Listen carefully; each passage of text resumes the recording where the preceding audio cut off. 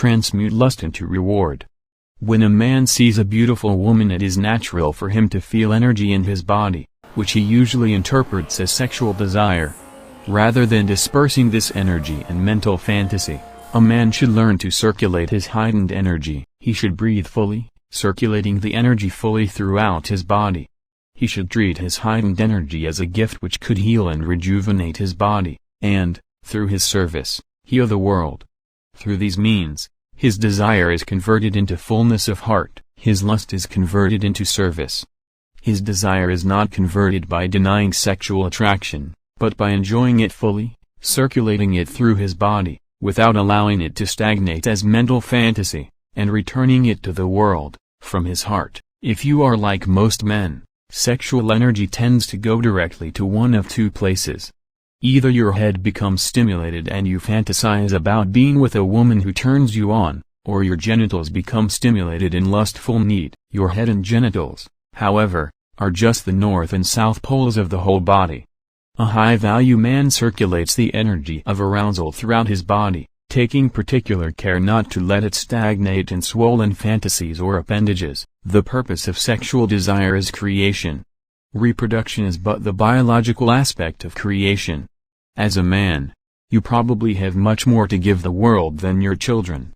Just as beautiful women inspire biological procreation, they also inspire artistic, social, and spiritual creativity. When it comes down to it, most creative men will admit that, one way or another, women are their muse and inspiration. Women bring them into the world. Women move them to create and serve humanity. In fact, some men would go so far as to say that, if it weren't for women, they wouldn't be interested in the world much at all. If you are a man, you have probably found yourself inspired at some time or another by a woman. Such inspiration is usually temporary, because most men don't know how to cultivate their relationship to the feminine. They tend to be inspired, and then spurt it out, through spasms of thought and ejaculation.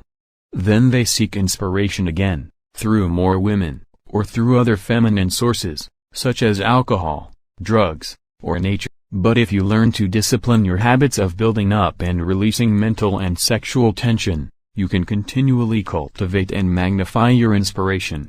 You can wean yourself from the addictive cycles of sexuality and intoxication. You can make use of the native force of sexual desire, for your woman and for other women, and convert your tendency toward fantasy and lust into the force of inspiration. Feel lust. Feel what it really is, in its totality. Your lust reveals your real desire to unite with the feminine, to penetrate as deeply as possible, to receive her delicious light as radiant food for your masculine soul, and to give her your entirety, losing yourself in the giving, so that you are both liberated beyond yourselves in the explosion of your rewards. This explosion of rewarding could be the basis of your life, not just a moment of sexual yielding. When you feel sexual lust or desire for any woman, breathe deeply and allow the feeling of desire to magnify. And allow it to magnify more. Don't let the energy become lodged in your head or genitals, but circulate it throughout your body, using your breath as the instrument of circulation. Bathe every cell in the stimulated energy. Inhale it into your heart, and then feel outward from your heart, feeling the world as if it were your lover.